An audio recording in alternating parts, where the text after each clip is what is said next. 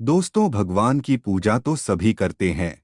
हर इंसान किसी न किसी भगवान को पूजते हैं, उनमें श्रद्धा रखते हैं। लेकिन किसी न किसी को आपने जरूर देखा होगा जो ये कहते पाया जाता है कि हमसे बड़ा भगवान का भक्त कोई नहीं है। ये उसकी सबसे बड़ी भूल है। अपने आप पर कभी भी अहंकार नहीं करना चाहिए। अभिमानी व्यक्ति कभी भी सफल नहीं होते हैं। भगवान की पूजा अगर आप सच्चे मन से करते हैं तो आप भूखे रहकर भी कर सकते हैं। आपको दिखावा करने की जरूरत नहीं है। याद रखना, आप भगवान के कितने बड़े भक्त हैं।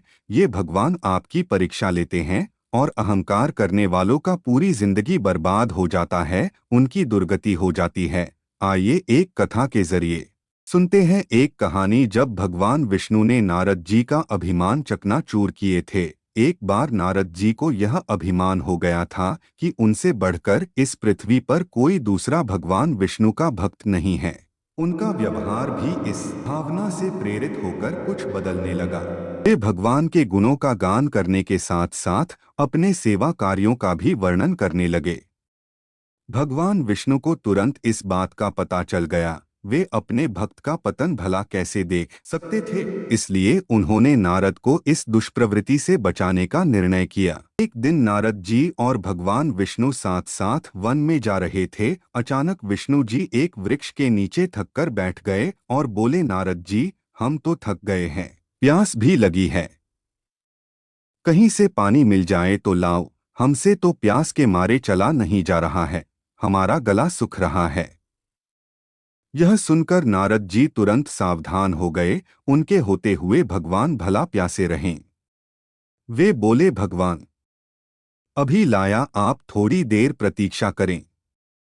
नारद जी पानी की तलाश में एक गांव की ओर चले गए। उनके जाते ही भगवान विष्णु मुस्कराए और अपनी माया को नारद जी को सत्य के मार्ग पर लाने का आदेश दिया। माया शुरू हो गई। नारद जी थोड़ी ही दूर गए होंगे कि उन्हें एक गांव दिखाई पड़ा, जिसके बाहर कुएं पर कुछ युवा स्त्रियां पानी भर रही थी। कुएं के पास जब वे पहुंचे तो एक कन्या को देखकर अपनी सुध-बुध खो बैठे, बस उसे ही निहारने लगे।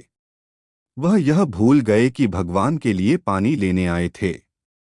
कन्या भी नारद जी की भावना समझ गई। वह जल्दी जल्दी जल से घड़ा भरकर अपनी सहेलियों को पीछे छोड़कर घर की ओर चल दी। नारद जी भी उसके पीछे उसके घर की तरफ चल दिए। कन्या तो घर के अंदर चली गई, लेकिन नारद जी ने द्वार पर खड़े होकर नारायण नारायण का अलख जगाया। गृहस्वामी नारायण का नाम सुनकर बाहर आया। उसने नारद जी को तुरंत पहचान लिया। अत्यंत विनम्रता और आदर के साथ वह नारद जी को घर के अंदर ले गया और उनके हाथ पैर धोकर स्वच्छ आसन पर बिठाया तथा उनकी सेवा सत्कार में कोई कमी नहीं छोड़ी।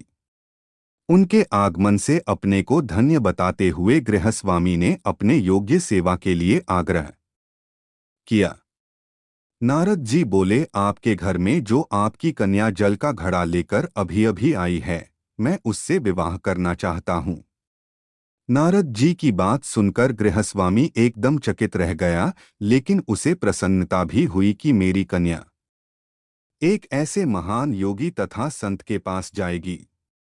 उसने स्वीकृति प्रदान कर दी और नारद जी को अपने ही घर में रख लिया।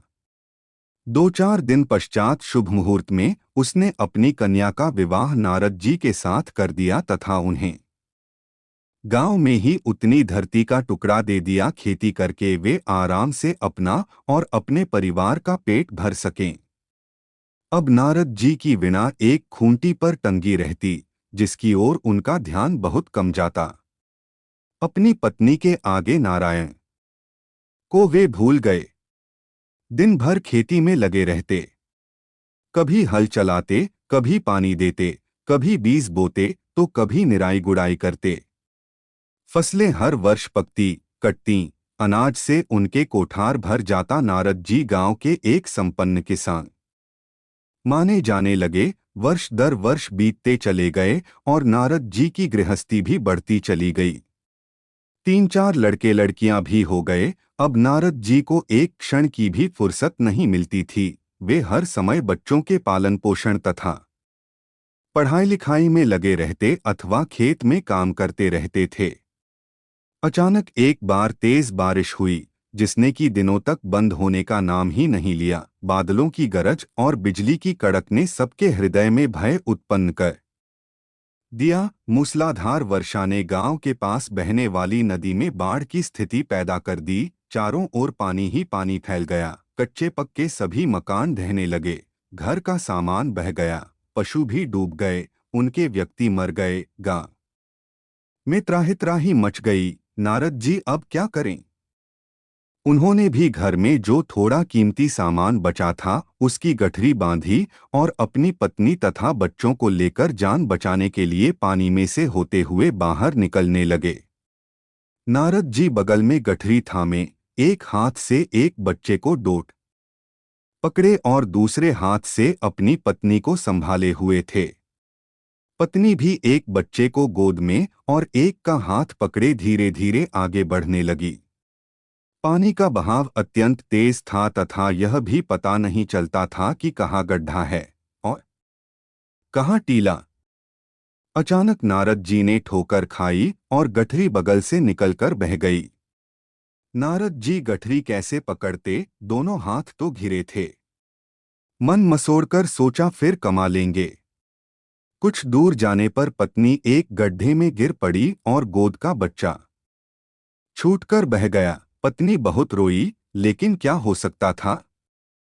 ये तो भगवान की माया थी। धीरे धीरे और दो बच्चे भी पानी में बह गए। उन्होंने बहुत कोशिश की बचाने की, लेकिन कुछ नहीं हो सका। दोनों पति पत्नी बड़े दुखी, रोते कलपते, एक दूसरे को सांत्वना देते कोई ऊंची जगह ढूंढते रहे। एक जगह आगे चलकर दोनों एक गड्ढे में समा गए। नारद जी तो किसी प्रकार गड्ढे में से निकल आए, मगर उनकी पत्नी का पता कहीं नहीं चला। बहुत देर तक नारद जी उसे इधर-उधर, दूर-दूर तक ढूंढते रहे, लेकिन व्यर्थ। रोतेरट उनका बुरा हाल था। हृदय पत्नी और बच्चों को याद कर करके फटा जा रहा था। उनकी तो सारी गृहस्थी उजड़ गई थी। बेचारे क्या करें, किसे कौन से अपने भाग्य को या भगवान को? भगवान का ध्यान आते ही नारद जी के मस्तिष्क में प्रकाश फैल गया और पुरानी सारी बातें याद आ गईं। वे किस लिए आए थे और कहाँ आ गए? ओहो! भगवान विष्णु तो उनकी प्रतीक्षा कर रहे होंगे। वे तो उनके लिए जल लेने आए थे और यहाँ गृहस्थी बसाकर बैठ गए। वर्षों बीत गए गृहस्थी को बसने में और फिर सब नष्ट हो गया। क्या भगवान अब भी मेरी प्रतीक्षा में उसी वृक्ष के नीचे बैठे होंगे? यह सोचते ही बाढ़ नदारद हो गई। गांव अंतर्धान हो गया। वे तो घने वन में खड़े थे। नारद जी पछताते और शर्माते हुए दौड़े। देखा कुछ ही दूर पर उसी वृक्ष के नीचे भगवान आराम से लेटे हैं। नारद जी को देखते ही उठ बैठे और बोले, अरे भाई नारद, कहाँ चले गए थे? बड़ी देर लगा दी। पानी लाए या नहीं? नारद जी भगवान के चरण पकड़कर बैठ गए और लगे आंसू बहाने। उनके मुंह से एक बोल भी नहीं फूटा। भगवान मुस्कराए और बोले, तुम अभी तो गए थे। कुछ अधिक देर थोड़े ही हुई है, लेकिन नारद जी को लगा था कि वर्षों बीत गए। अब उनकी समझ में आया यह सब भगवान की माया थी, जो उनके अभिमान को चूर चूर करने के लिए पैदा हुई थी। वे सोचने लगे, उन्हें बड़ा घमंड था कि उनसे बढ़कर त्रिलोक में दूसरा कोई भक्त नहीं है। लेकिन एक स्त्री को देखकर वे भगवान को भूल गए। उनको पछतावा होने लगा और उनका घमंड जरा सी देर में ढेर हो गया। वे पुनः सरलता और विनय के साथ भगवान के गुण गाने लगे।